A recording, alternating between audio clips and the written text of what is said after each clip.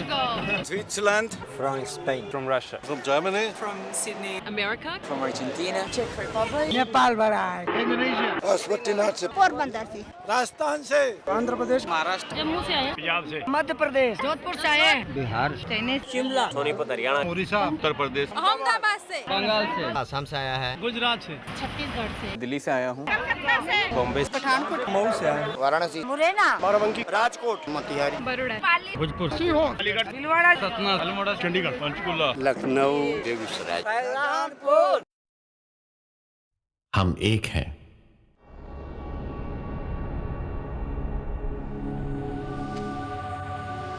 और ये एक ही की शक्ति है जो बहुत होकर ब्रह्मांड के इस भाग पर एक साथ एकत्रित होकर इस अवसर पर एक अद्भुत विश्वास का प्रमाण दे जाती है। सृष्टि रचयिता द्वारा मिलाया गया संयोग या फिर एक अवसर या यूं कहें कि एक कारण खुद से मिलने का, खुद को जानने का, महसूस करने का।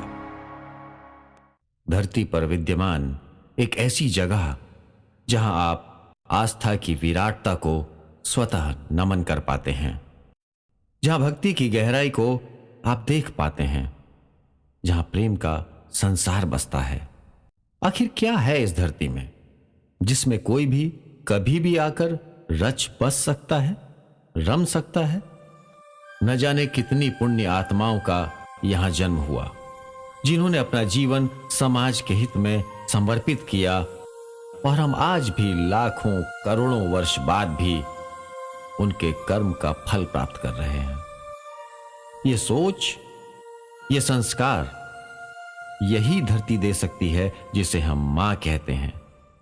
और एक मां के हृदय में ही इतना स्थान हो सकता है कि उसके पास आने वाले हर व्यक्ति को जगह बिना किसी भेदभाव के देती है। अपने आंचल की छांव में शीतलता और स्थिरता प्रदान करती है, ताकि आप आपके होने का कारण और कर्तव्य को सहजता से समझकर सक्रिय हो पाएं। एक ध्येय और करोड़ों जीवात्मा, एक मंच और एक ही वक्त पर एकात्मता का सबसे बड़ा उदाहरण।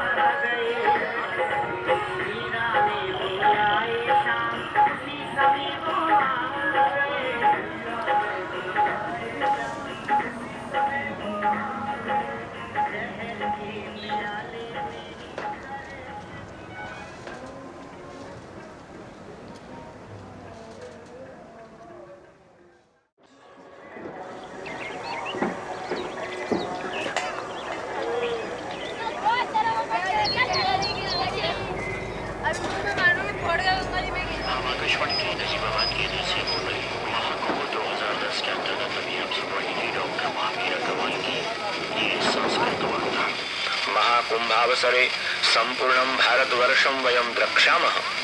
संपूर्ण कुंभ क्षेत्रे धार्मिकं, सांस्कृतिकं, साहित्यिकं तथा च देशभक्ति परिपूर्णं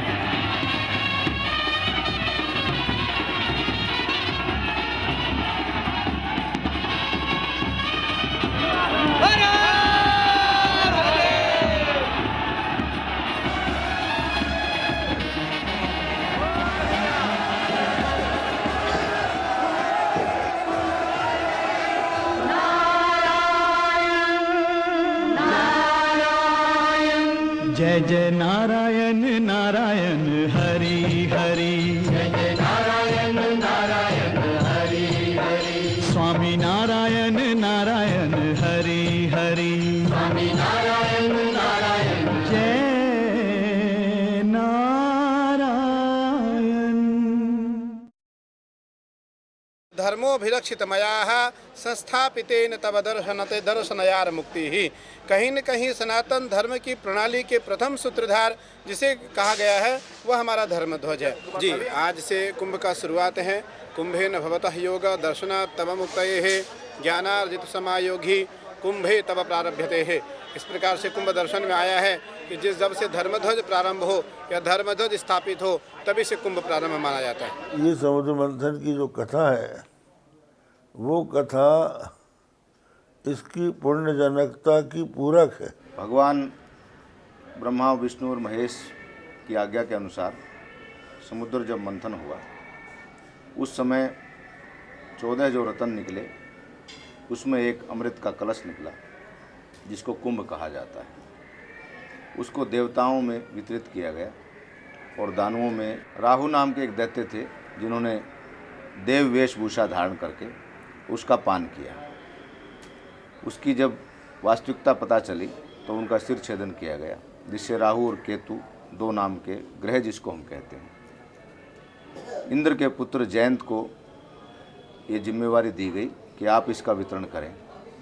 राक्षसों ने जब उसको छीनने की कोशिश की, उसके बाद उस कलश को लेकर वो प्रस्थान करते हैं और जहाँ जहाँ वो ठहरते हैं वहाँ उसकी कुछ बूंदें गिरती हैं और 8 स्थानों पर जो कुंभ की बूंदें कलश से जो गिरी हैं वो स्वर्ग लोक में गिरी है।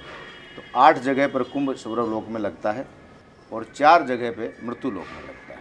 समुद्र मंथन के माध्यम से एक प्रारूप तैयार करके दिखाया गया कि मनुष्य की वृत्तियाँ कैसे होगी, कि मनुष्य के अंदर देव भी है और मनुष्य के अंदर में आपको असुर भी है। हर व्यक्ति के अंदर में है, हमेशा मनुष्य जीवन भर इसके लिए संघर्ष करता रहता है। तो समुद्र मंथन करने का मतलब सारी समृद्धियों को प्राप्त करना है और समुद्र मंथन से सारी समृद्धि मिले। जो सृष्टि के व्यवस्था में जो जिन चीज़ों की जरूरत हुई वो सारी समृद्धियाँ हमें प्राप्त हुई है। घोड़े, हाथी, जितने राव, ये सब जानवर, पशु पक्षियों के साथ साथ अमृत भी मिला है और आपको विष भी मिला है। जब से जीवन और जीवन का अस्तित्व है, विशेष तौर से मानवीय अस्तित्व, तभी की ये घटना है कि उन्होंने बहुत बड़ा पुरुषार्थ और पराक्रम करके अमृत के लिए उद्योग किया। सर्प एक शक्तिशाली ऊर्जा का प्रतीक है। हमारे मनुष्य के शरीर में भी सर्पिणी, हम कुंडलिनी को कहते हैं, ऊर्जा का स्वरूप है। अब बाहर का जो सर्प, उसे भी ऊर्जा का प्रतीक माना गया है। उसमें विशेष प्रकार की शक्तियाँ हैं, विशेष रूप में वो काम करता है, उसकी गतिविधियों के विशेष, इसलिए उसको उस एक शक्ति के सहयोग से सुमेरु को घुमाने के लिए एक शक्तिशाली एनर्जी ही उसको घुमा सकती है। आपको एक साधारण ऊर्जा नहीं घुमा सकती। विश्व को भगवान ने केवल 3 कारण किया। सृष्टि की संरचना में कोई व्यतिक्रम नहीं हो, प्रकृति के सारे संतुलन सुरक्षित रहें, कोई प्रकार का प्रदूषण नहीं हो और मानव जाति का संपूर्ण कल्याण हो जाए। वो सब देव लोक में आनंद से रहते थे और धनी आदमी को तपस्या के लिए जल्दी से तैयार कर पाना बहुत कठिन। वो पैसा तो दे सकता है पर प्राण नहीं दे सकता। लेकिन जंगल में रहने वाला व्यक्ति की जरूरत पड़ जाए तो उसे तो अभ्यास ही नहीं पदार्थों का, तो उस समय वो तुरंत अपने प्राण दे सकता है। इसलिए भगवान शंकर कैलाश के शिखर पर रहकर इतनी तपश्चर्या कर चुके थे कि जब ब्रह्मा और विष्णु केवल आपस में सोच ही रहे थे कि कुछ करना चाहिए, इतने में तो राक्षस उठा ले जाते। और भगवान शंकर ने इंस्टेंट मन में विचार किया और त्वरित निर्णय लेने के बाद गरल पान करके देवाधिदेव महादेव बन गए। ऐसी मेरी विनम्र मान्यता है। रचनात्मक जीवन जीने वाले लोग बहुत कम होते हैं। इसलिए भगवान ने यद्यदाचरित श्रेष्ठ तत्वदेवे तरो जना, जैसा जैसा बड़े लोग करते हैं उसी आचरण का अनुकरण बाकी के लोग करते हैं। तो भगवान शंकर ने अपने बड़प्पन की सार्थकता को जीवित रखने के लिए विवशता में नहीं, स्वेच्छा ही विषपान किया, गंगावतरण किया। जब जब समाज के ऊपर विपत्ति का कोई अवसर आया तो उन्होंने अपने को अग्रगण्य रखा और इसलिए देवताओं ने उनको कहा कि हम आपकी इस साधना के कारण आपको देव नहीं, हम आपको महादेव मानेंगे। शास्त्र प्रमाण है। जैसे रूप के संबंध में आँख प्रमाण है, शब्द के संबंध में कान प्रमाण है, हम लोग शास्त्रों को प्रमाण मानते हैं। अतिथि देवो भव, कोई भी अतिथि है वो हमारे लिए देवता के समान है। तो उसके नगर के बाहर उनका पड़ाव लगता था। उसके बाद वो अपने संसाधनों के द्वारा अपने जो हाथी, घोड़े, पालकी उस समय का जो साधन था उसको विधिवत सजावट करके उन महात्माओं को उस पर बैठाकर नगर प्रवेश करवाते थे, जिसको पेशवाई कहते हैं। प्रवेश का अर्थ है पेशवाई। संपूर्ण नगर में उनका भ्रमण होता था ताकि जो आम जनता है, जो वृद्ध हैं, बच्चे हैं या जो ऐसे लोग हैं, बीमार हैं, जो वहाँ मुख्य स्थान पर नहीं जाकर उनके दर्शन कर सकें, तो संत पहले नगर को दर्शन देने के लिए पूरे नगर का भ्रमण करते थे। वही परंपरा आज भी है।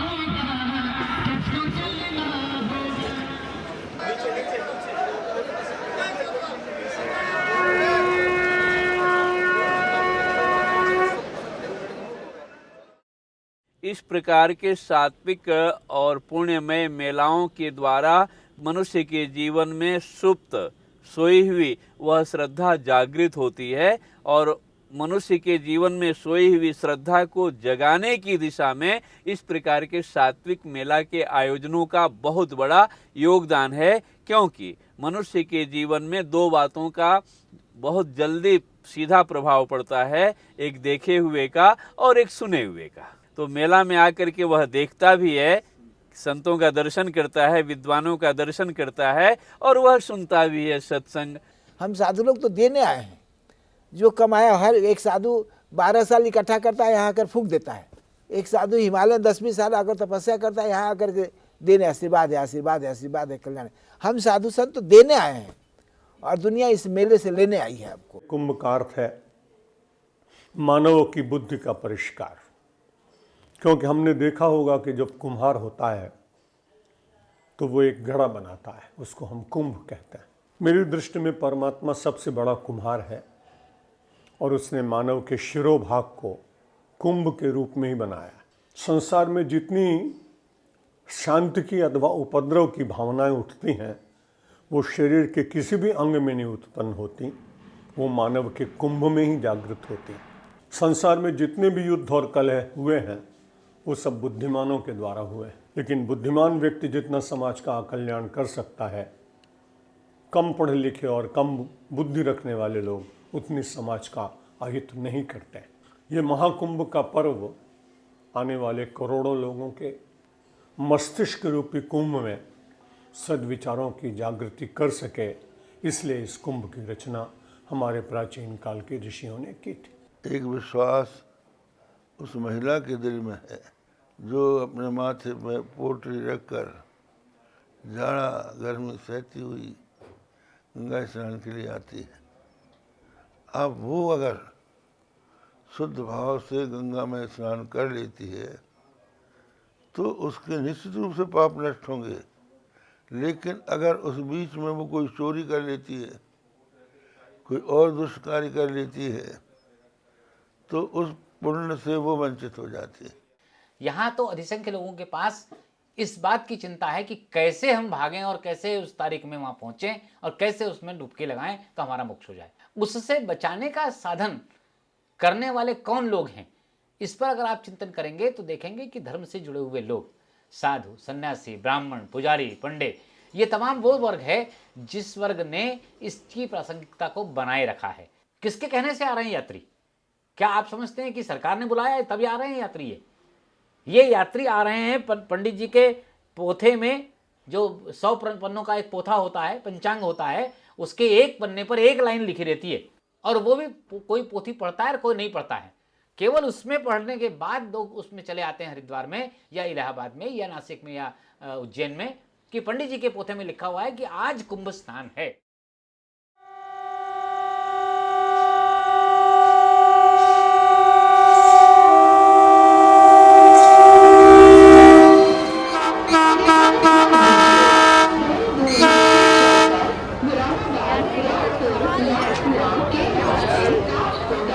जाने वाली गाड़ी संख्या 4100 हम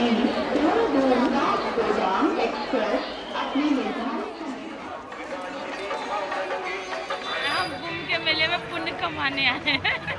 अरे आपको जो मालूम है, भागीरथ जब गंगा ले आए थे, ये पांव पवित्र गंगा हैं, मन पवित्र, जल पवित्र, तो अपने मन के लिए पवित्र करने वाली गंगा हैं। Mother Ganga will be us giving lots of love. That's why. We don't know why we do here. We just feeling that we should be here. हरिकुंभ तो प्रभु का लीला जरूर है, ज्योतिष की बात है, देवतर लोग भी आने वाले हैं। गंगा मैया हमारी माता है, सबके पाप को धोती है। तो हम लोग भी वहाँ से आए कि हम अगर हम कुछ गलत किए हो, पाप वाप, वैसे तो जानबूझ के तो हम कुछ गलत करते नहीं हैं, अगर अनजाने कुछ हो भी गया हो, सब पाप को माँ भगवती धो दे, ऐसी भावना लेके आए हैं वहाँ से।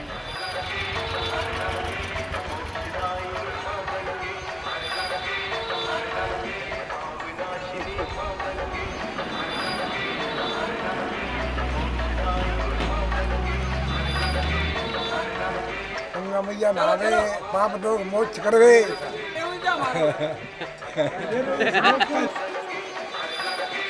शंकराचार्य जी ने, आदि शंकराचार्य जी ने लोगों को एकत्रित करने के लिए, धर्म का संगठन बढ़ाने के लिए इसको एक प्रचलन अपने 10 शिष्यों को बढ़ाया कि तुम लोग हर जगह जाओ और 12 साल में जो 4 जगह कुंभ पड़ेंगे वहाँ आकर के तुम धर्म का प्रचार करो, लोगों में धर्म का संदेश पहुँचाओ, लोगों को एक सूत्र में बांधो। एक सूत्र में बांधने के लिए शंकराचार्य जी ने विशेष करके चलाया था। यही वही प्रचलन आज तक चल रहा है। 12 वर्ष का कुंभ का पर्व है, स्नान है, ये हमारा चौथा स्नान है जीवन में। तो तब से हम हर बार कुंभ में आते हैं, अब की बार भी आए हैं। मेरे साथ में मेरे पिताजी हैं, मेरी पत्नी है साथ में। I believe it involves many other religions from far away. They get involved with the meditation practice during Kumbh. I believe it's not just for Hindus, although just the Hindus are here. It's a worldwide collection of positive thinking. It's one of the things I think that probably draws people like us to India is because of the spirituality and the religion that you have here. It's just, you don't find it anywhere else in the whole world. So it's quite special. भगवान हमने देखा नहीं है, we haven't seen God. So probably this is the only way where we can make ourselves close to the God. So that is the reason people come here, and I can feel it from my experience as well. The more important is to believe in God. If you believe in God, you no problem. But it's very difficult to believe in God. I think it's a very good thing to believe in God, and all the gods are the same. We only have one God. You at India, you have 33 millions of gods. According to the Hindu mythology, the 330 million gods have also to take the bath. Ganga Gange क्यों भूयात् युधनानां सतैरजी मुच्यते सर्वपापेभ्यो विष्णुः प्रगच्छति।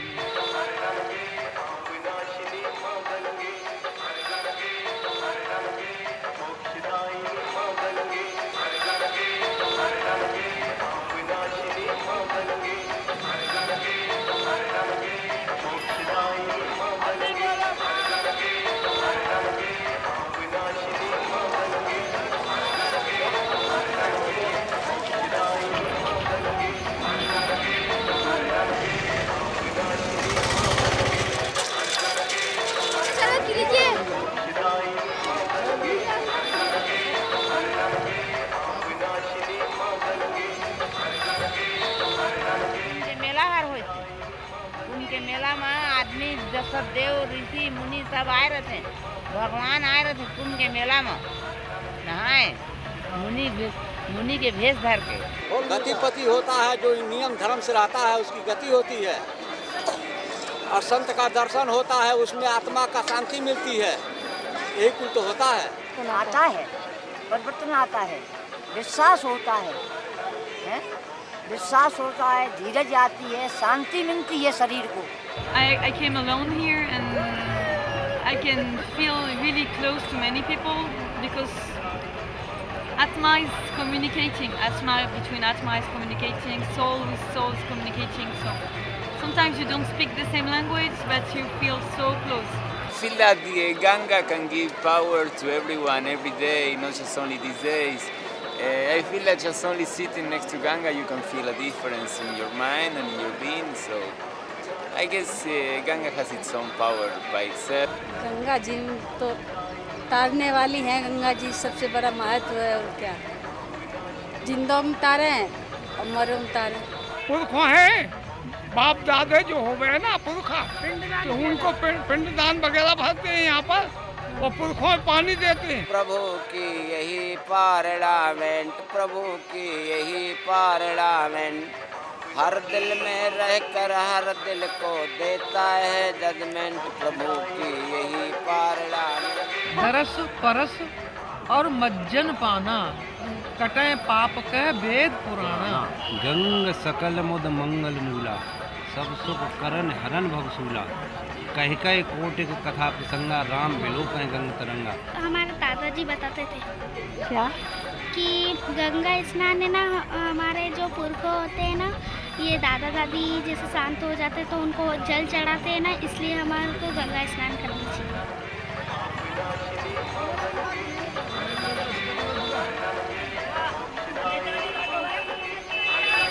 मन स्थिर होता है, गंगा के किनारे आके बैठते हैं, स्नान करते हैं, माला जप करते हैं। इधर से मन शांत हो जाता है, हमारा मन लगा जाता है, साधु संतों का दर्शन होता है और लोगों का भी दर्शन होता है। भाव क्या होता है, मन में कैसे भाव होता है, तो भाव से ये सब एकता होता है लोगों, तो भाव से विश्वास होता है, विश्वास से प्रेम होता है, प्रेम से श्रद्धा होती है, श्रद्धा से कुंभ मेला लगता है। गंगा माई बहुत देती है हमारे को, अन्न धन दौलत सब कुछ देती है। तन की शुद्धि भी मिलती है, अगर झूठ ना बोले तो मन की पाप, ये मन की शुद्धि भी मिलती है। हमारी तरफ से तो पूरी कोशिश है कि हम अपना 100% दे सकें, पब्लिक को समझा सकें, पब्लिक डील कर सकें, तो इस वजह से हम लगे हुए हैं। और यहाँ पे ड्यूटियाँ तो 12-12 घंटे की लगी रही है। चलिए, सब पुण्य कमा रहे तो हम भी थोड़ा अपनी ड्यूटी करके अपनी ड्यूटी का निर्वहन कर रहे हैं और पुण्य कमा रहे बस।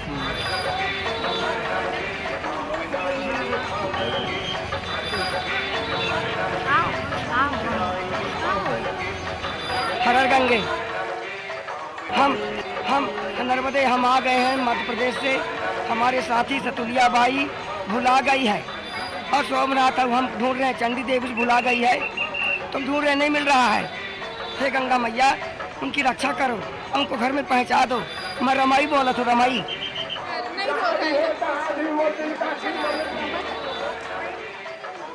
हमारे पति घूम गए हैं। नारायण दास जो लाल परिवार से आए हैं, उनका इंतजार आनंदी सिंह रेलवे स्टेशन पर कर रहे हैं। पत्नी खो गई है, मुन्नी देवी नाम है, मुजफ्फरपुर के रहने वाली है। हाँ बुलाई, जल्दी से जल्दी मंदिर में आ जाओ।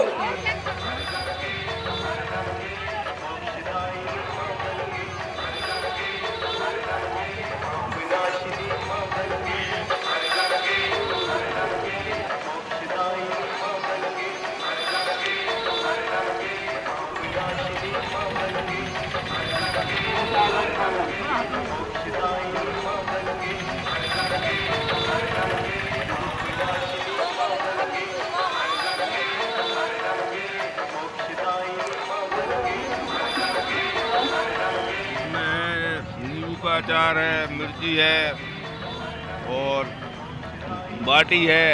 बड़े बहुत अच्छा लग रहा है देखते हुए। हम लोग तो भैया हम लोग हैं, मान लो चलो देहाती आदमी, हम लोगों को सूट नहीं होता वो होटल का भोजन। ये है चक्कर, अपना हाथ का बनाओ, खाओ शुद्ध साफ।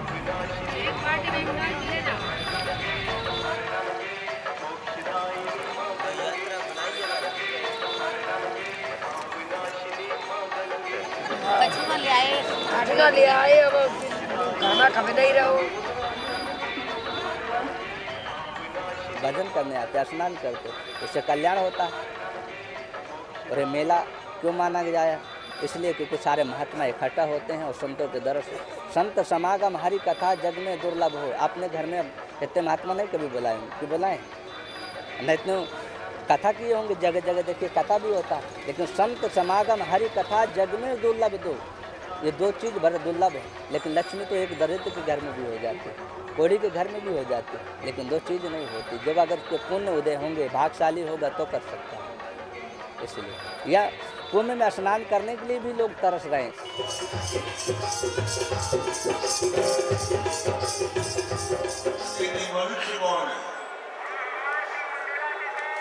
मनुष्य वो है जो शास्त्र को मानता है। प्रत्यक्ष और अनुमान तो पशु पक्षी भी मानते हैं, व्यवहार में लाते हैं। अब इसी को संस्कृत में समझ लो, है का मतलब है सत, भानदार से चित, और प्रिय का मतलब है आनंद। सत, चित, आनंद तीनों को मिला दो तो क्या हुआ? सच्चिदानंद। तो सच्चिदानंद एक है और ना हो अलग अलग। कोई अमीर हो जाए तो खुश हो जाएगा, मैं अमीर हो गया। किसी का कोई सामान लुट गया तो रोएगा, मेरा सामान लुट गया, मेरा सामान लुट गया। ऐसा नहीं करना चाहिए। कोई चीज़ आए तो आने दो, कोई चीज़ जाए तो जाने दो। आप खुश रहो, आप रोक थोड़ी सकते हो।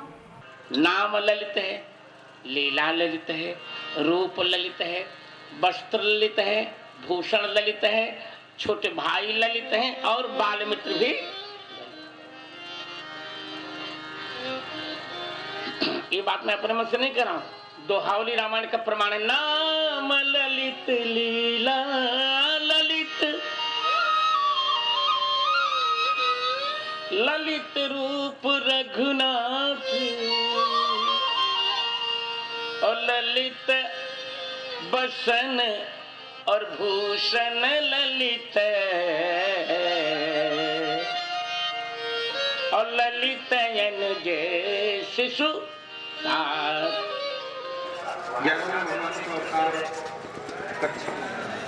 विशेष भगवान ने कच्छप रूप से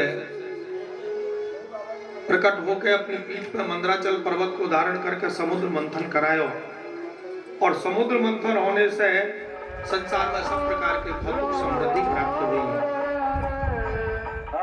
24 घंटे का हमारी लंगर है गरीबदास शिविर का, जिसमें साधु संत आए हुए अतिथि भक्त जन ये समूह के भोजन कराए जाते हैं। सुबह में चाय नाश्ता, शाम में चाय नाश्ता, 12 बजे में पूरी रोटी भात दाल सब्जी। पंकज की आ रही है, आइए आइए।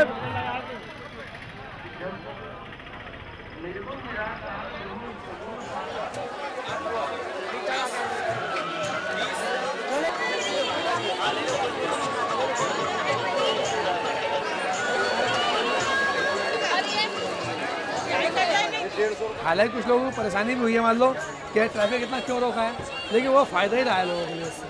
मतलब वरना लोगों को दिक्कत बहुत ज़्यादा, जितना भीड़ हुआ है इस बार, अगर लोग बहुत ज़्यादा फंस जाते हैं।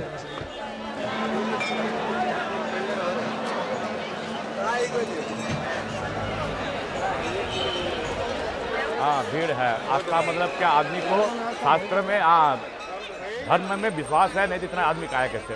लाखों करोड़ों आदमी आया, हजारों हजार रुपया खर्चा करके, गरीब से गरीब आदमी आया। हाँ, जिसको है तो इधर तो आदमी पैसा वाला है, जैसे बंगाल चल जाओ, झारखंड चल जाओ, उड़ीसा चल जाओ, वहाँ पर आदमी को दिक्कत है। हाँ, गरीब गरीब आदमी है, वहाँ का आदमी बहुत आया। हाँ, तो आस्था ही है ये।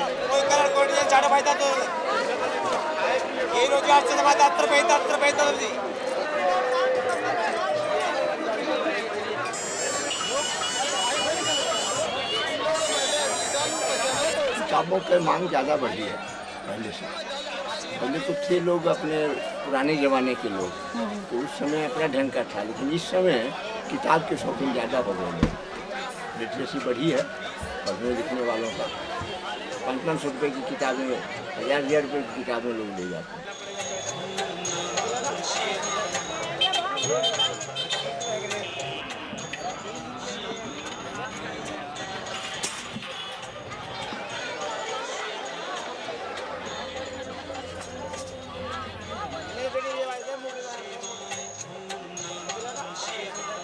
गुजरात के एमपी, राजस्थान, ये 3 जगह के खड़ग मीठी पीते हैं। दिल्ली के चीनी कम पीते हैं, पत्ती तेज पीते हैं।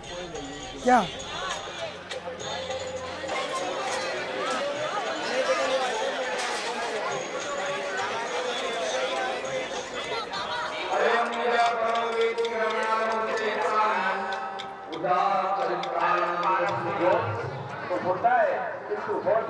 होता है।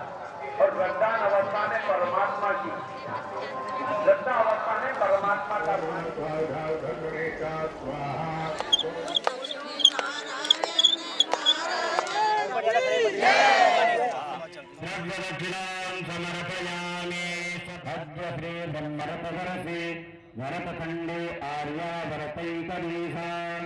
निज कर डारे नागरे उछाला, निज कर डारे नागरे उछाला, निज कर डारे नागरे उछाला, निज कर डारे नागरे उछाला।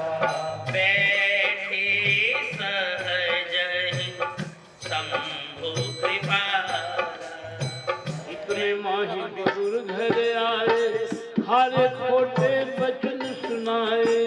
इतने माही गुरु घर आए, हर खोटे खिलका देती श्याम मुख माही, खिलका देती श्याम मुख माही। कहाँ भुलाई भावना आज हरि आई, पगली कहाँ भुलाई भावना आज हरि। मधुरा रखियम हरियम काजूरम मधुरम मधुरम मधुरा रखियम मधुरम। हरे राम राम राम हरे हरे। ईश्वरी कुछ ऐसा इंतजाम हो जाए।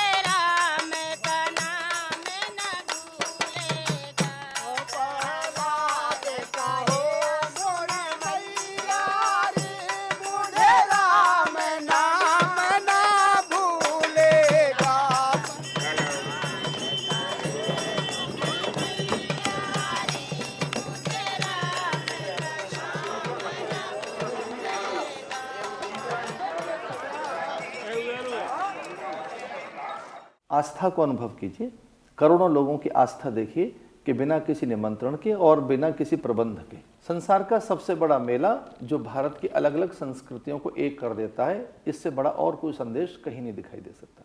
तो कुंभ एकता का संदेश देता है कि जब पूरी दुनिया बट रही हो और कुंभ में हम पूरी दुनिया को एक जगह सिमटते हुए और एक धागे में बंधा हुआ देख रहे हैं। तो जो हमारी संस्कृति में बहुत अनेकताएं हैं, उनकी यहाँ एकता देखी जा सकती है।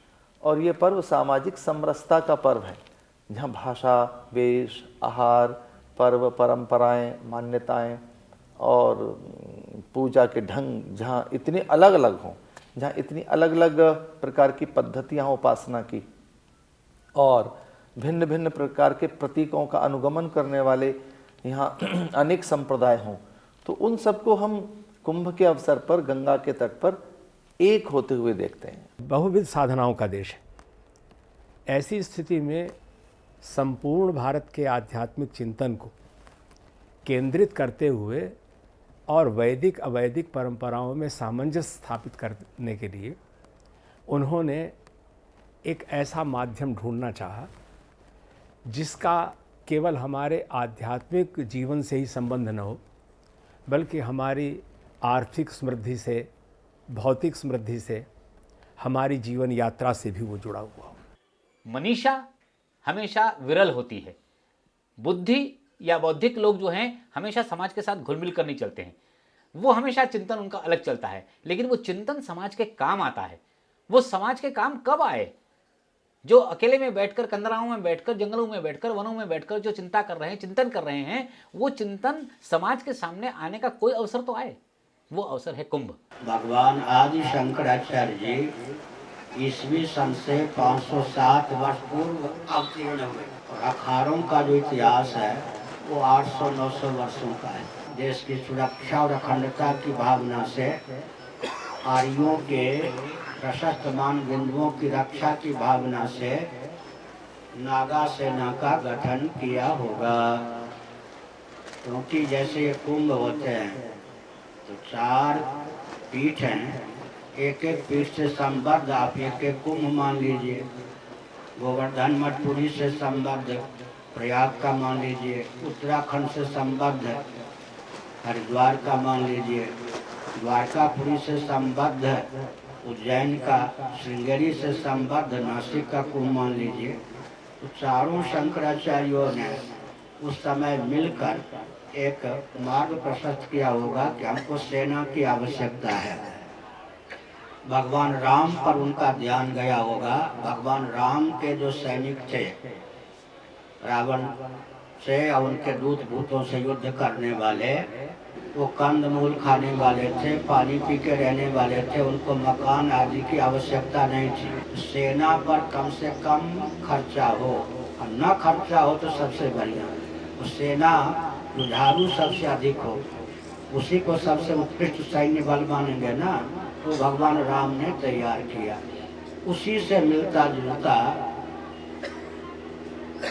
भगवान आदि शंकराचार्य के परवर्ती शंकराचार्यों ने, चारों पीठों ने मिल करके ये नागा सैनिक को उद्भाषित किया होगा कि जंगल में रहें तो नंगधरंग भी रह सकते हैं, समाज में आवें तो लंगोटी पहन लें, भिक्षा मांग के पावे, कंदमूल से जीवन यापन करें, नदी तालाब आदि का जल पी लें, सेना पर खर्चा नहीं के बराबर हो।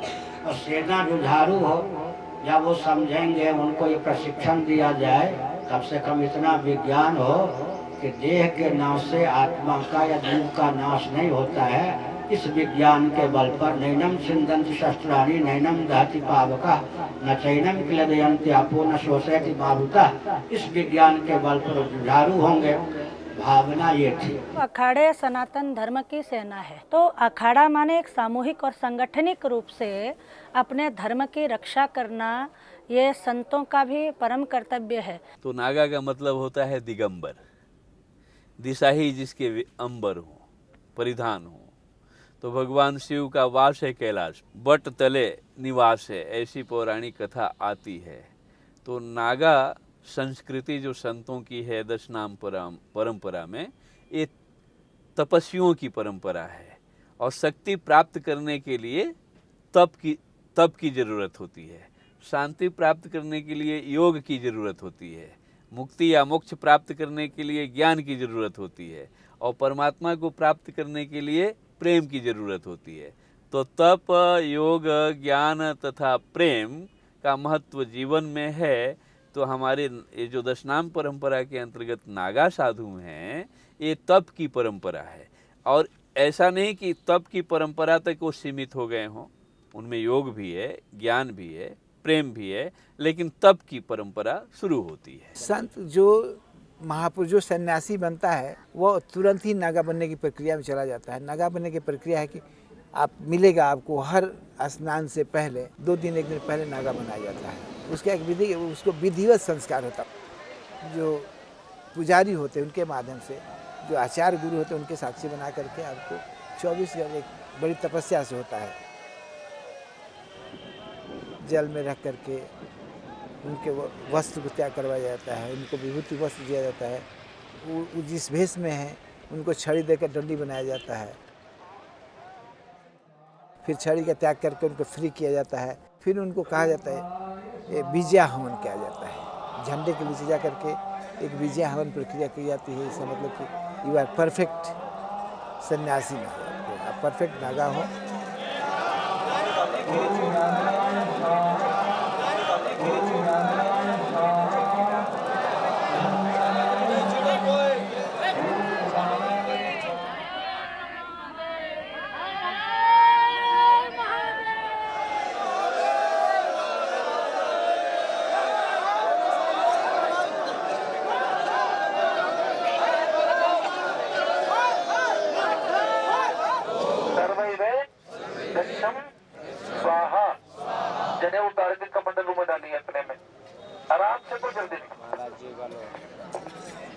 अपनी संपूर्ण सांसारिकता, पारिवारिकता, बहुत ही आकर्षण और देह के संबंधों से अपने को अलग कर लिया है।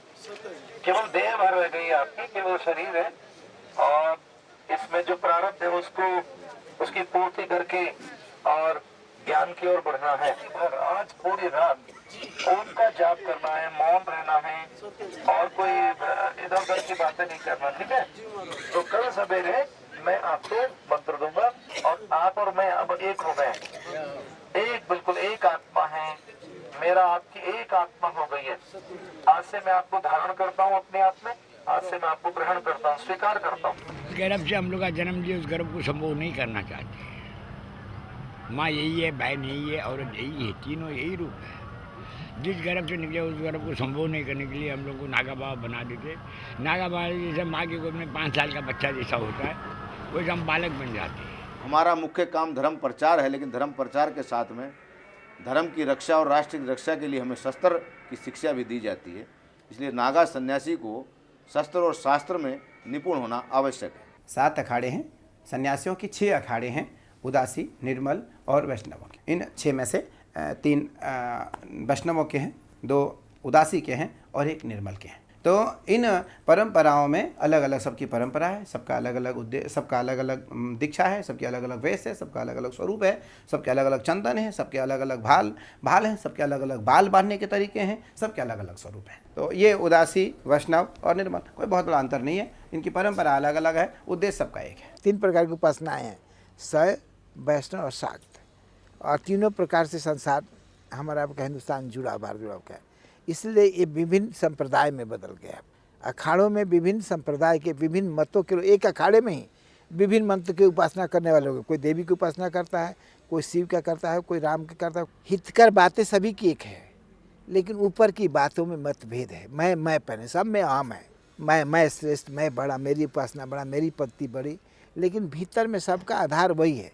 सब आत्मा परमात्मा से जुड़े हुए हैं, सब देव देवियों से जुड़े हुए हैं, उसमें कोई अंतर नहीं है। और सबका काम कल्याण का है, सबका काम परमार्थ का है, सबका काम सेवा का है।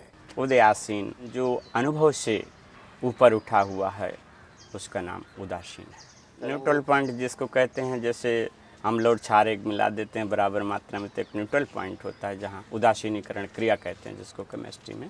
उसी तरह से भौतिक जगत और से जो बिल्कुल अलग हो। वैष्णव कृष्ण के, भगवान कृष्ण के, भगवान राम के, भगवान विष्णु के उपासक लोग होते हैं। उनमें भक्ति ज़्यादा होती है, उनमें समर्पण ज़्यादा होता है। कि तप बल शंभु करे संघारा, तप बल शेष धरे मही भारा। 6 प्रकार की ध्वनि होती है। पहले पंच ध्वनि, जिसको 5 ध्वनि लगा के एक अगवा होता है, उसमें हवन होता है, उसको पंच ध्वनि कहा जाता है। ये 3 साल तपा जाता था। हर साल वसंत पंचमी से गंगा दशहरा तक, वसंत पंचमी में गंगा शुरू होता है और गंगा दशहरा को पूर्ण होता है, इसकी पूर्णावधि होती है। ऐसे हर साल 4 महीना ध्वनि तपना पड़ता है। तो सप्त ध्वनि, पंच ध्वनि, सप्त ध्वनि, फिर 12 ध्वनि आती है। 12 ध्वनि के बाद में फिर 84 ध्वनि आती है। 84 ध्वनि के बाद ये कोट ध्वनि आती है, और कोट ध्वनि के बाद ये खप्पर कोट, आखिर 18 साल लगता है। ये 18 साल की ध्वनि पूरी होती है, तो इसको आखिर का ध्वनि है खप्पर कोट बोलते हैं उसको। ये तपस्या, साधना, यज्ञ, हवन है, तपस्या है। ये विश्व कल्याण के लिए, सब जगत कल्याण के लिए सब भजन तपस्या। कि तप आधारे सर्वश्रेष्ठ भवानी। शैव मत जो तपस्वी होता है, वो शरीर को ज़्यादा तपाता है, जो अपने जीवन को योग में ज़्यादा बनाता है। 11 वर्ष से लगातार करता चला जा रहा हूँ। और आप पूछे कि कब तक संकल्प, तो संकल्प में पूछिए, क्योंकि संकल्प कोई पता नहीं होता कब तक चलेगा। परमात्मा जो चाहता है वही होता है। गीता, अगर परमात्मा की इच्छा नहीं हो तो हो सके मुझे कल बैठा दे, अगर इच्छा है तो चल रही है।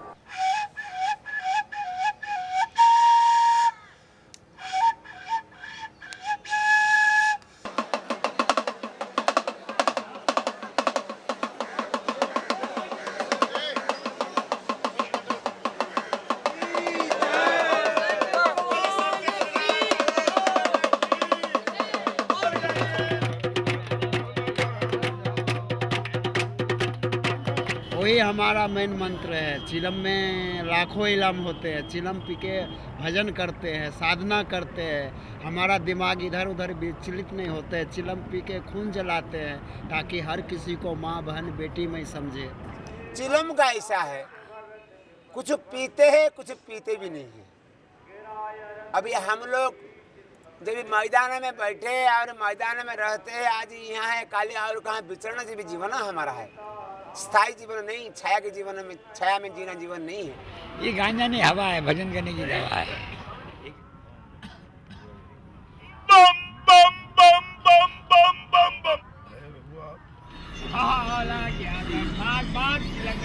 सुबह शाम तेरा नाम हरियार, कर ले भजन गरीबार, बुरी करो मुझे बचा कर, सुबह शाम नाम लिया कर, लहरी लहर कर, सुबह नहीं तो शाम कर।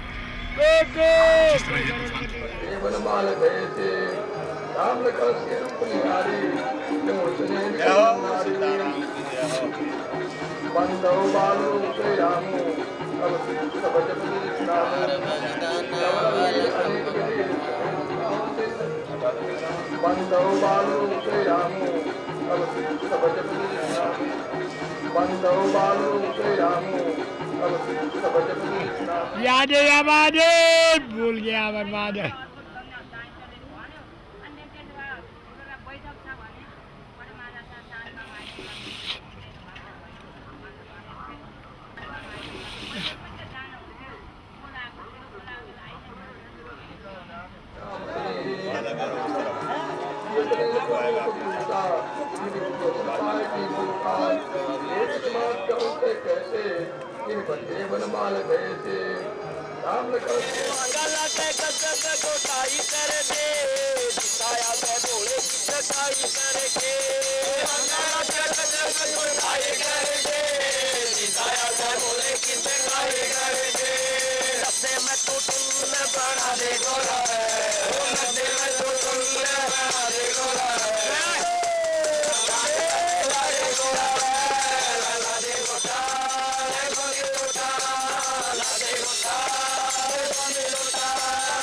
संत जो अगर कोई सोच विचार कर बनता हो, संत नहीं बन पाएगा। संत होना घट जाता है, वो घट जाएगा तो आपको सभी चीज़ें आपके लिए असंग हो जाएगी, बेकार हो जाएगी। आपको किसी में रुचि नहीं, आनंद नहीं आएगा, तो आप एक रास्ता अपने परिवर्तन लाते हैं। वो परिवर्तन आपके लिए, उस व्यक्ति के लिए एक चुनाव होता है, नए ढंग से जीना। सन्यासी होने का मतलब एक परिवर्तन, नए ढंग से जीना है, नए विचारों के जीना है, नए उद्देश्यों को लेकर जीने के लिए आपको सन्यासी बना जाता है। चाहे हम उसको नाम अलग अलग दे दें, कोई तप कहता है, कोई व्रत कहता है, कोई साधना कहता है, कोई संयम कहता है, सारी चीज़ें एक ही वस्तु के लिए है, एक वस्तु को पाने के लिए और एक वस्तु को खोने के लिए। हम सभी जानते हैं ईश्वर और माया, दो चीज़ों के अंदर ही सारी व्यवस्था है। अब माया का जो प्रतिनिधि होता है मन होता है, और ईश्वर का प्रतिनिधि होता है हमारी आत्मा। भगवान का एक अर्थ है, भौ माने भूमि, गौ माने गगन, वो माने वायु, वो पे आकदंड है, आ माने अग्नि और नौ माने नीर। इस 5 तत्व से ये शरीर बना है, इसी को भगवान कहते हैं। इसके अंदर जो वास करते हैं वो आत्मा वास करती है। जैसा खाए अन्न वैसा हो मन, जैसा होगा संग वैसा चढ़ता है रंग। तो एक तीर्थों में, कल्पवास में संतों का संग और रहने सहने आचार विचार की जो शैली है वो सात्विकता जगाती है। सात्विकता परमात्मा के समीप ले जाता है। कल्पवास करने वाले जो कल्पवासी हैं उन बड़े संयमी होते हैं, बड़े नियमी होते हैं, ज़मीन पे सोते हैं, गंगा जी का जल आचमन करते हैं, गंगा जी स्नान करते हैं, किसी का भोजन नहीं खाते, किसी से दान नहीं लेते हैं, किसी से नमस्कार नहीं कराते हैं, वो किसी का कोई वस्तु दान में नहीं लेते हैं, कुंभ पर्यंत। ये जो मचान पे रहना है इसको बोलते हैं ऊर्ध्ववास। ऊर्ध्ववास का मतलब है ऊपर की ओर, नीचे की ओर नहीं। नीचे की ओर हम लोग की जो मनोवृत्ति है वो प्रायः तो संसार की तरफ होती है। हम पद पैसा प्रतिष्ठा दिखावा बहुत कुछ पता नहीं क्या क्या है, सब नीचे की ओर है। और ऊपर की ओर परमात्मा की ओर, जिसने मुझे भेजा, क्यों भेजा, मेरे से पूछा कि नहीं पूछा, मेरे को तो ऐसा कुछ पता नहीं है, लेकिन जिसने भेजा उसको, ऊपर वाले को, हमारी दृष्टि उसके तरफ जाए, मेरी पहुंच उसके तरफ हो, उसका नाम है ऊर्ध्ववास। जो ऊपर रहता है उससे, उसके पास वास बन जाए, हमारा निवास बन जाए, मेरा संबंध बन जाए। शरीर से, मन से और वाणी से 3 प्रकार का तप गीता में बताया गया। अब दूसरा आपके आए ऋषि, तो ऋषि और मुनि, मुनि पहले ले लें। तो मुनि क्या है? जो मौन रहता है और आत्मचिंतन करता है, वह मुनि है। और ऋषि कौन है? तो ऋषियों मंत्र दृष्टारा, जिन्होंने सत्य का प्रतिपादन करने वाले जो मंत्र हैं, उस भूमिका में पहुंचकर अपने आप का संयमन करके, तपस्या आदि साधना करके और उस चेतन की भूमिका में पहुंचकर और उन मंत्रों का साक्षात्कार किया। तो अब ऋषि में महर्षि होते हैं, राजर्षि होते हैं, देवर्षि होते हैं, ब्रह्मर्षि होते हैं, ऐसे कई प्रकार के ऋषि वहाँ बना दिए गए। तो देवताओं के में से जो आते हैं वो देवर्षि होते हैं, हाँ, और महात्माओं से आते हैं वो महर्षि होते हैं, और राजाओं से आते हैं वो राजर्षि होते हैं, और कौन सा बताया? ब्रह्मर्षि। तो ब्रह्मर्षि होते हैं वो ब्रह्म विद्या से और ब्राह्मणत्व से आते हैं। तो ब्राह्मणत्व से अर्थात उनको ब्रह्म का ज्ञान की बहुत बड़ी स्पष्टता है, तो उनको ब्रह्मर्षि कहते हैं। जो महान कार्य करने की इच्छा मन में रखता हो वही महात्मा है। योगी योगा नाम नियतः योगत्वम प्रमाणे विधि विधानतः, जो योग में निरंतर अपने जीवन को प्रवृत्त रखे, किसी भी प्रकार का योग हो जिसमें अपने जीवन और परोपकार का हित हो, उसको योगी कहते हैं। सन्यासी न्यासा नाम कर्मण त्यागः, जो अपने जीवन की परंपरा का यापन करने का बहुत ध्यान न रखता हुआ परमात्मा का चिंतन करे, परमार्थ का चिंतन करे, समाज देश और विश्रांति का चिंतन करे, विश्व का चिंतन करे, हम उसे उत्तम सन्यासी और सन्यासी कहेंगे। कुंभकुले के सभी धर्म ग्रंथों में तो मान्यता एक ही है, पर आज के परिप्रेक्ष्य में और आज के संदर्भों में कुंभ को हम ढूंढें तो एक बहुत बड़ी बात कुंभ से दिखाई देती है कि हमारी संस्कृति में जो विविधता है, वैविध्यता है, बहुरूपता है, अनेक रूपता है और कितनी असमानताएं, वो सब यहाँ गंगा के तट पर सिमटकर एक हो जाती है।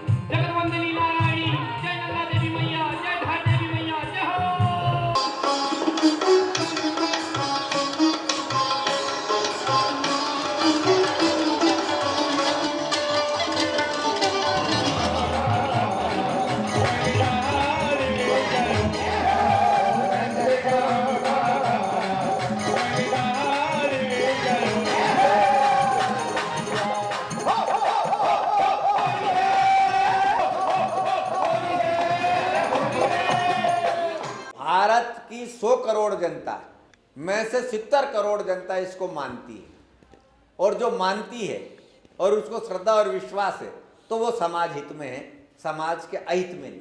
और ये पवित्र गंगा के तट पर हो रहा है, और गंगा अपने आप में पवित्रता की प्रतीक, समता की प्रतीक है, ममता की प्रतीक है, प्रगति की प्रतीक है, आत्मविश्वास की प्रगति की प्रतीक है, और सारे संसार का कल्याण करने की प्रतीक। जब वो प्रवाहित होती है तो संदेश देती है आपका जीवन सरिता की भांति प्रवाहित होता रहे, जब वो मैदानों में शांत भाव से चलती है तब कहती है कि केवल दौड़ना ही नहीं, क्योंकि जो आदमी बहुत दौड़ते हैं वो थक जाते हैं और उस थकावट में उनको अपने अग्रिम पड़ाव का ज्ञान भी विस्मृत हो जाता है।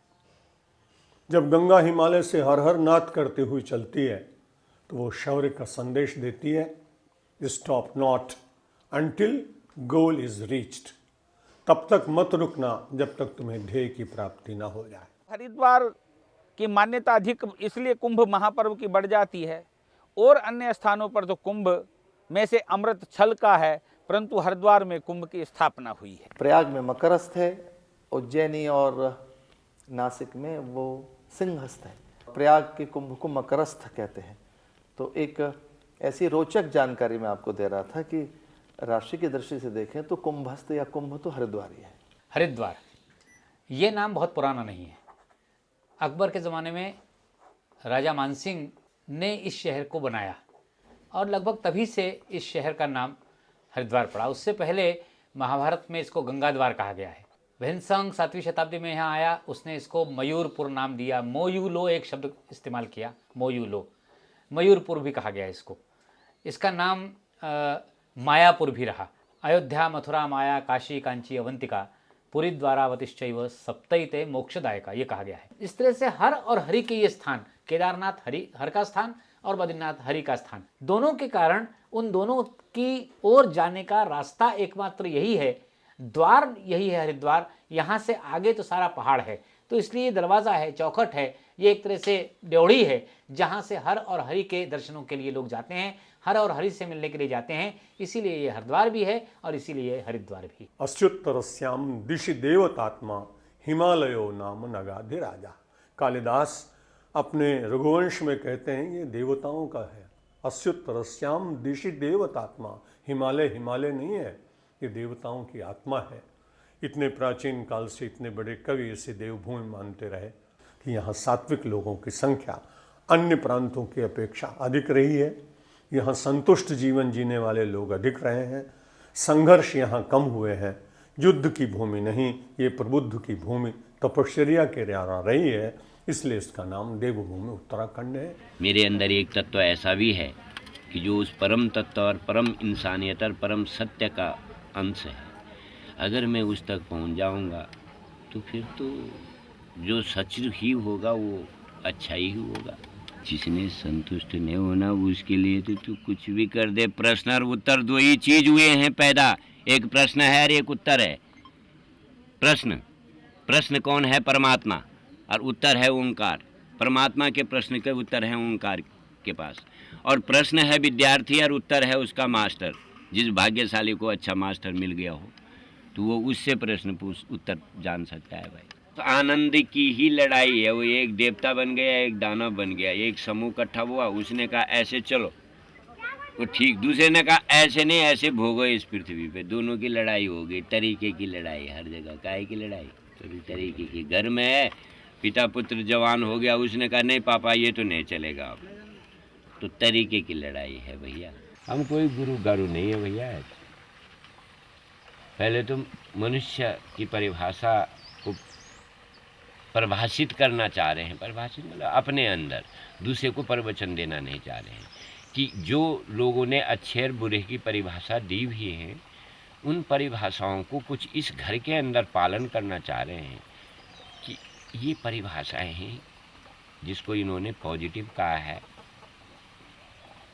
मतलब सब लोग जिसको पॉजिटिव कहते हैं, या एक पार्ट नेगेटिव कहते हैं।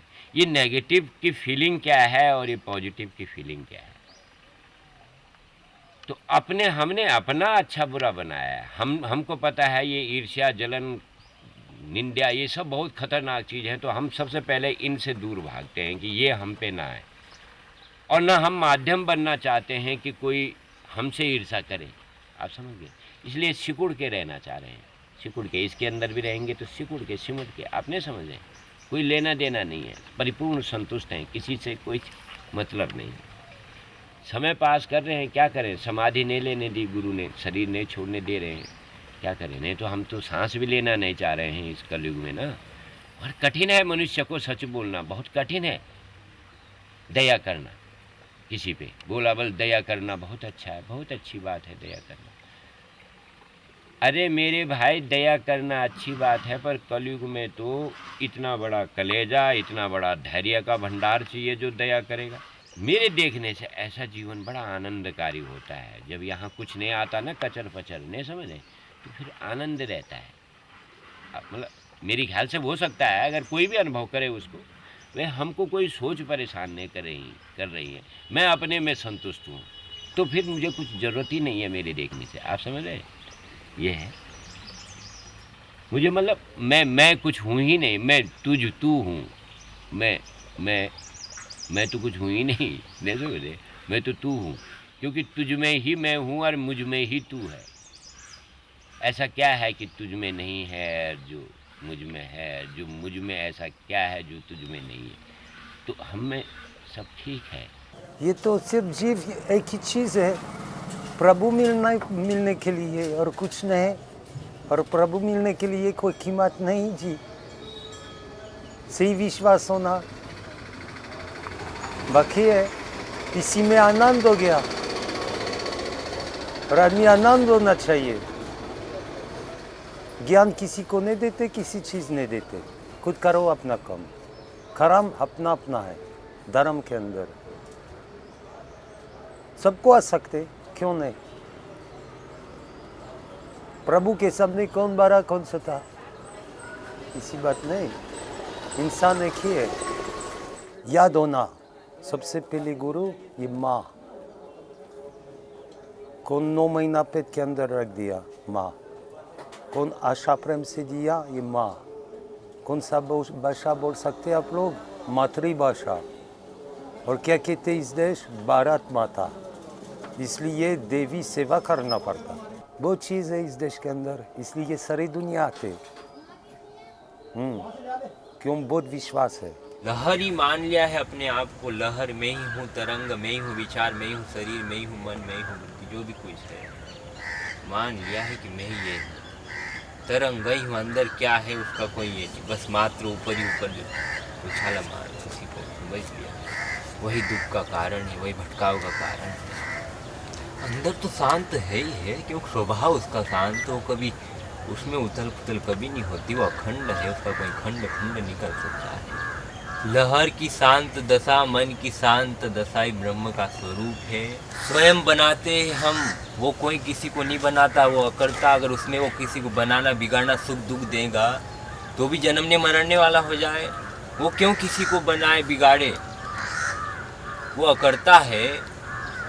तो अगर हम सब स्वयं बनाते हैं, हम जो चाहते हैं, जो हमारी कामनाएं, जो इच्छाएं है, मैंने जो बोते हैं वही उगता है, लेकिन उगता जरूर है। शुभ या अशुभ जो भी कर्म होता है, शुभ है तो शुभ होना पड़ता है, अशुभ है तो अशुभ होना पड़ता है। ये हमारे हाथ में है, हम बनाते हैं, वो क्यों किसी को बिगाड़े बनाए। How many enlightened people are there? I do not know. How many people who have really surrendered, really become a Baba? What is a Baba? What is a sadhu? First of all, surrendering your ego. I do not know. But it is so full, because every person is there, I give full regard to. They are going their way. They're going their way, and this is great. This is perfect. And it's like, every time that a person goes to God, there's so many strings to them, and each such string has a certain smell, almost like a certain aroma. And when you go there to the Kumbh Mela, and there's so many Babajis and so many aromas of their paths, of their practice, of their views of life and of this world, wow, it really overfills me. My friend, she had to hold me by the hand because it was so much. There's so much energy there. Any one thing is like that. It is true, it is not true. The shirt you wear, it is true. You are wearing a shirt or a t-shirt. You are wearing a shirt. It's not true.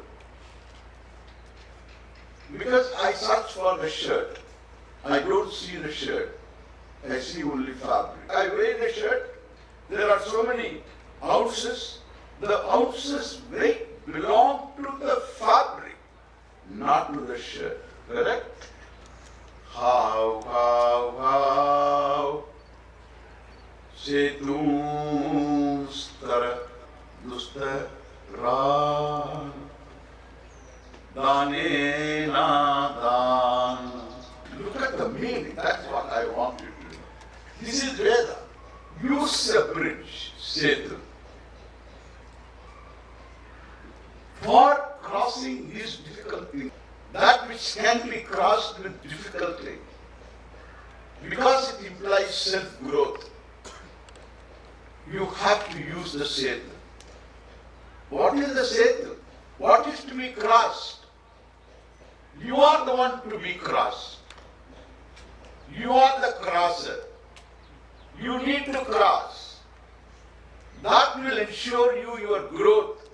In a yagna, the mantras, most of the mantras end with the phrase idam namama, and it means not for me but for you, not for me but for you. This project has been a project not only for Hindus but a project for all of humanity, because the teachings, the insight and the wisdom of Hinduism is not only applicable to Hindus, but rather it is of incredible benefit to the entire world. But how to make this wisdom accessible to people from all cultures, all languages, and all walks of life. That is the great gift that today, out of the flames of this yagna, have come in the form of the Encyclopedia of Hinduism. Encyclopedia of Hinduism. Hindu Dharma Vishwakosh का ये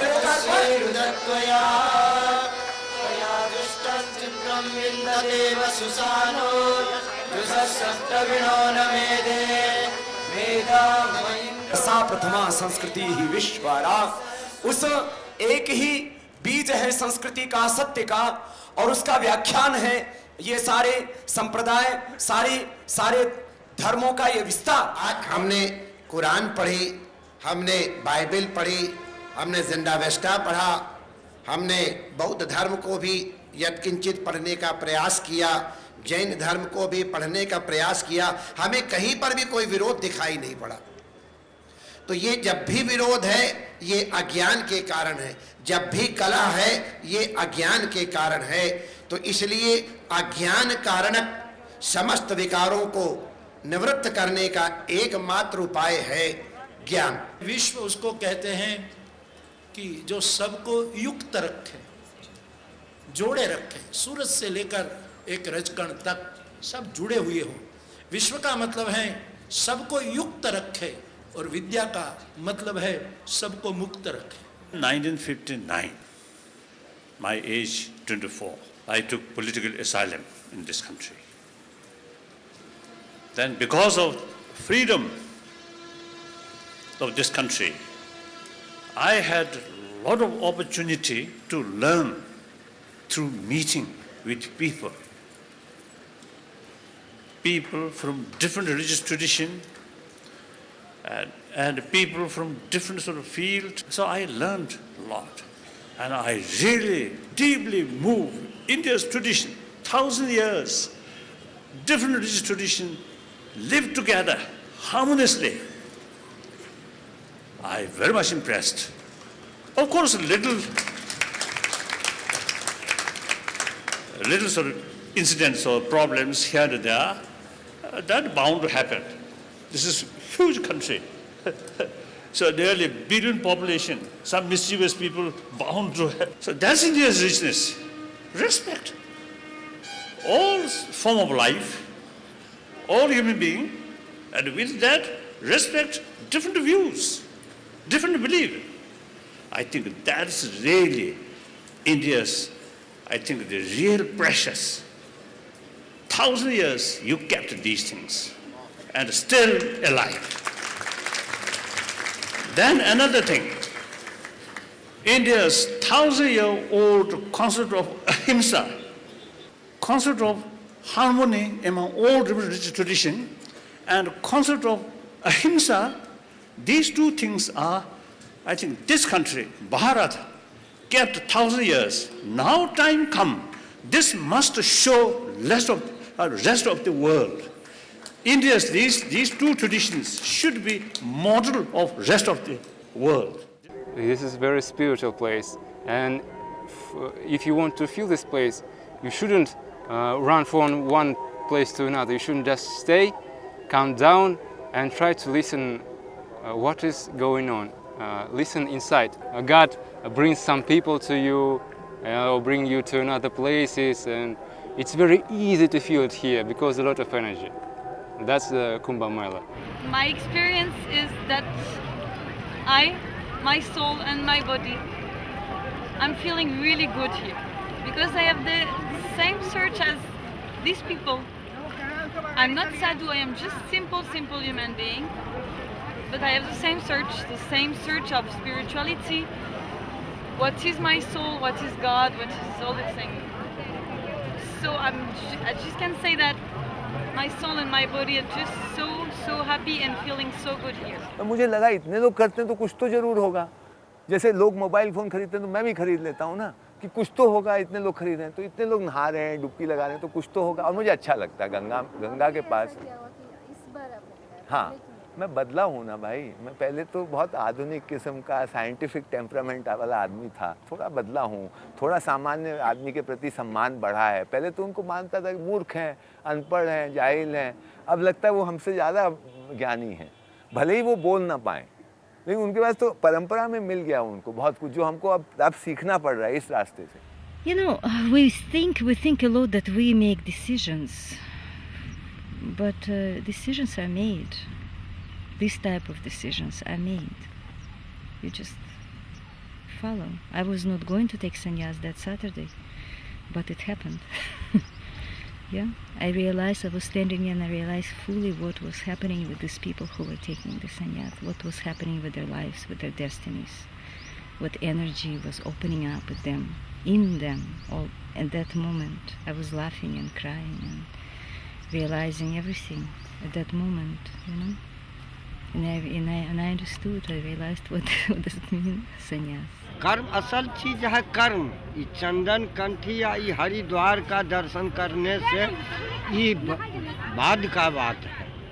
पहला बात है कर्म कीजिए, माता पिता को सेवा करना, दूसरे को कष्ट नहीं देना, अपने से सबको जो है से जहाँ तक पार लगे किसी को भलाई कर दीजिए, बुराई मत सोचिए। हमारा अगर नहीं हम साधन हैं, हम नहीं उतना रुपया पैसा लुटा सकते हैं, लेकिन हम किसी को चोरी भी नहीं करने का कोशिश करेंगे। यही धर्म, असल धर्म है कर्म। आत्मा परमात्मा ही है, केवल इसको समझना है। और जो गंगा जी वाली मुक्ति है वो पापों से मुक्ति मिलती है और संस्कारों से मुक्ति मिलती है। गंगा को आप जिस भाव से, जिस रूप में, जिस शब्दावली में, अपनी जिस मातृभाषा में लेंगे, उस जल को पिएंगे, उसमें स्नान करेंगे, गंगा ये नहीं पूछेगी कि आप अंग्रेज़ी बोल रहे हैं तो आप मुझे क्यों ले रहे हैं, आप संस्कृत बोल रहे हैं आप मुझे क्यों ले रहे हैं। गंगा समान फल देने वाली है। तो एक ऐसी पवित्र नदी जो माँ की तरह अपने बच्चों में कोई भेद नहीं रखती। कुंभ का मेला जो लगता है खुले आकाश में रहने को मिलता है और स्नान के लिए उसको गंगा मिलती है और दर्शन के लिए उसको साधु संत मिलते हैं। तो ऐसा संभव ही नहीं है कि उसके चित्त में किसी प्रकार का इसका संस्कार न पड़े। हमारे लिए वो सुरसरी है, हमारे लिए वो साक्षात मोक्ष देने वाली नदी है। वो नदी जो हड्डियां जिसमें प्रवाहित कर दी जाए मरे हुए आदमी की तो व्यक्ति को मोक्ष मिल जाता है, ये हमारी परंपरा है। तो व्यक्ति साक्षात स्वयं सशरीर अगर उसमें स्नान कर रहा है, अवगाहन कर रहा है, हमारे यहाँ कहा गया है गंगा गंगेति यो ब्रूयात योजनानाम शतैरपि, अर्थात गंगा गंगा ऐसे शब्द का उच्चारण भी अगर आप योजनानाम शतैरपि यानी 100 योजन से भी अगर आप इस प्रकार का उच्चारण करें तो आप मुक्त हो जाते हैं, तो आप मोक्ष को प्राप्त कर लेते हैं। हम परंपराएं सिद्ध कर सकते हैं, हम पौराणिक ग्रंथों के अनुसार हमारी परंपराएं वहाँ से चली आ रही वो हम सिद्ध कर सकते हैं, लेकिन प्रामाणिकता की हम सिद्ध करते हैं कि यत्र यत्र धूरस तत्र तत्र वाणी, क्योंकि हम न्याय के सिद्धांत में कह रहा है कि जहाँ जहाँ धुआं हुए वहाँ वहाँ ऐसा महसूस हो कि अग्नि होगी तभी धुआं है। कहता था कि अणु का विभाजन नहीं हो सकता, लेकिन वही वैज्ञानिक मान्यता आगे आने वाले वैज्ञानिकों के द्वारा ध्वस्त हुई और अणु का विभाजन हुआ। गंगा जल में और तुलसी दल में मूर्छा को भी दूर करने की सामर्थ्य है। जो अंतिम समय की पीड़ा है उस पीड़ा को भी शांत करने की का गुण गंगा जल में और तुलसी में। मोक्ष का वास्तविक जो अर्थ है, मोह का क्षय हो जाना। मोह यानी किसी प्रकार की लालसा, इच्छा ना रहना। कि मोक्ष जो है स्वानुभूति है, अपने आप को पूर्ण करो, वही मोक्ष है। जहाँ आप हो उस जिम्मेदारी को ठीक से निभाओ, वो मोक्ष है। गंगा तट पे जाएं तो जाके पहले प्रणाम करें, नमन करें, दंडवत करें। इसके बाद गंगा जी का आचमन करके और संकल्प के साथ कि मैं माँ तुम्हारे जल के अंदर अवगाहन कर रहा हूँ, डुबकी लगा रहा हूँ, मेरे को अंदर बाहर से पवित्र कर देना। कुंभ में आने के बाद, कुंभ जैसा वातावरण स्वयं में बना लेने के बाद व्यक्ति को मुक्ति मिलता है। हर देश की एक अंतर्धारा होती है जो कि उसके रक्त प्रवाह में वो संस्कार होते हैं और पूर्वजों से वो संस्कार चले आते हैं। तो यही संस्कार जो हैं किसी धर्म का मूल आधार होते हैं।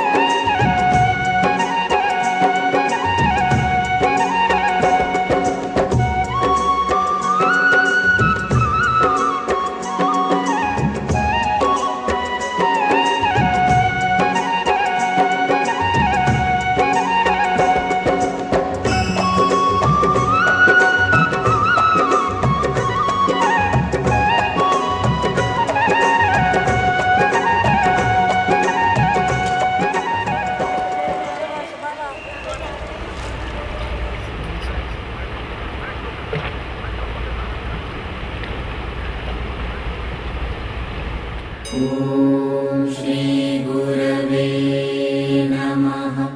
ॐ श्री गुरवे नमः। ॐ श्री गुरवे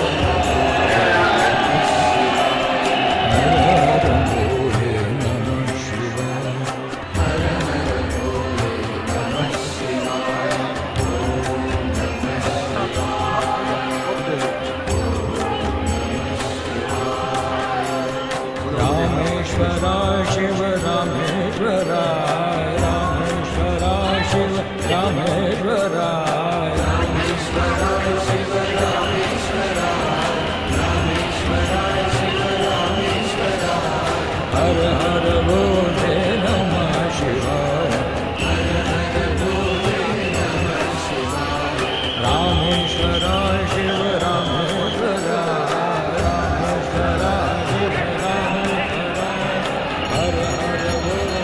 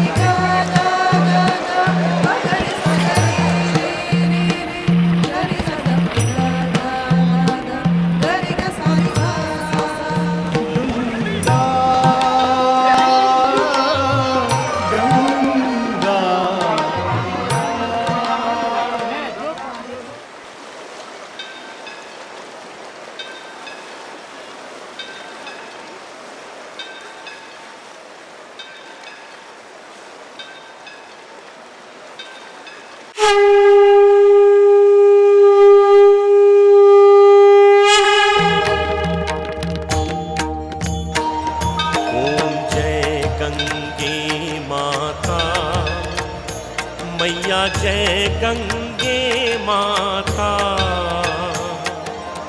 जो नर तुमको ध्याता, मन वांछित फल पाता। ओम जय गंगे माता।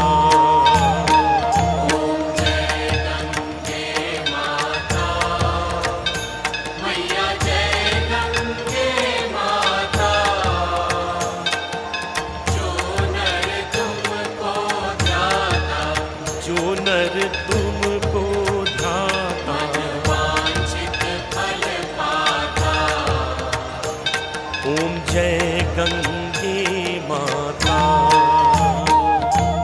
एक भी बार जो मैया शरण तेरी आता, मैया शरण तेरी आता, यम के त्रास मिटाकर, यम के त्रास मिटाकर परम गति पाता। ओम जय गंगे माता।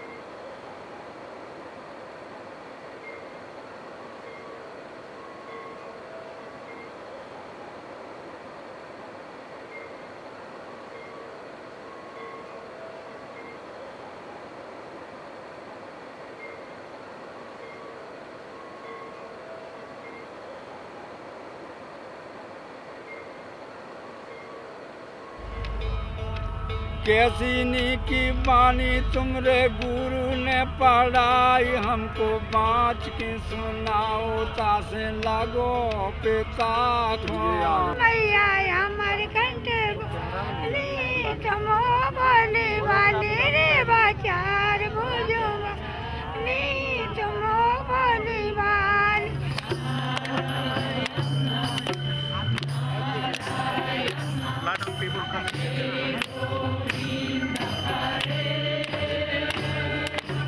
राम चरण सुखदाई भजो रे मनो, राम चरण सुखदाई।